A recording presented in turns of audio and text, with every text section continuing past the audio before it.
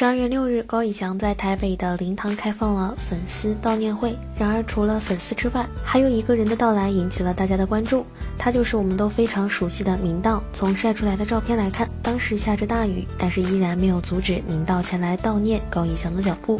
走出座驾之后，工作人员为明道撑伞。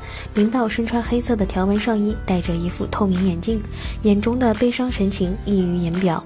明道透露，在高以翔事发的前2天，他因工作和高以翔恰巧搭同班飞机，两人许久未见，能够一起出行也是非常的开心，一直一起开玩笑，闲话家常，聊一些很平常的事情。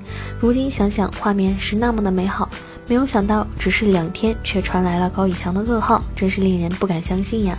但是明道对于其他的并不想讨论，随即结束受访，搭计程车离去。由此可见，明道与高以翔两人的关系也是很不错的呀。